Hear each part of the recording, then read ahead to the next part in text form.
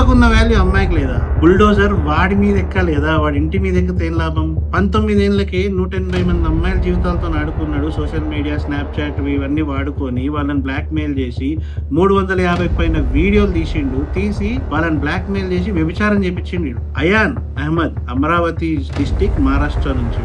ఇన్ని ఇన్సిడెంట్స్ జరుగుతున్నా గానీ ఇంకా హిందూ అమ్మాయిలు మేల్కుంటలేరు. వీడు వెనుక నిజంగానే ఎవరు లేరనుకుంటున్నారా? వీడు బహిరంగంగా ఎంఐఎం సభలో స్టేజ్ మీదకి ఎక్కి అవైసీ స్పీచ్ రన్ అవుతున్న టైంలో వాడు పార్టిసిపేట్ చేసిన విజువల్స్ కూడా ఉన్నాయి. అంటే వీడికి ఇంత స్ట్రాంగ్ బిల్డింగ్ ఉంది కాబట్టే వీడు ఇంత బరి తెగించిండు. ఒకవేళ వీడు దొరకకపోయి ఉంటే వందల మంది అమ్మాయిల జీవితాలు కాదు వేలల సంఖ్యలో వీడు మోసం చేస్తుండే. ఇలా ఉంటే టీసీఎస్ కార్పొరేట్ జిహాద్ అని చెప్పి కొత్తగా వీళ్ళు బడి, గుడి, ఆఫీసు, జిమ్, ఎలాంటి రెస్టారెంట్, ఎలాంటి ప్లేస్ ని కూడా వదులుతలేరు. ఛాన్స్ దొరికిన ప్రతి చోటల్లా హిందూ అమ్మాయిల్ని టార్గెట్ చేస్తున్నారు, బీఫ్ తినమంటున్నారు, లేదా ఇట్లా వ్యభిచార గృహాలకు అమ్మేస్తున్నారు, కన్వర్షన్ చేపిస్తున్నారు. ఎంత ధైర్యంతో రన్ అవుతుంది ఇది? పక్కాగా స్టేట్ లెవెల్లోనూ సెంట్రల్ లెవెల్లోనూ ఎవరో పెద్ద లీడర్సే సపోర్ట్ చేస్తున్నారు. సో కాల్డ్ ఫెమినిస్టులు ఎటుపోయినరు? సరే అబ్బాయిలు పడరు కదా వీళ్ళకి, అమ్మాయిలకే కదా ఇప్పుడు అన్నీ. అమ్మాయిలకే జీవితాల గురించి ఎందుకు ఫైట్ చేస్తలేరు?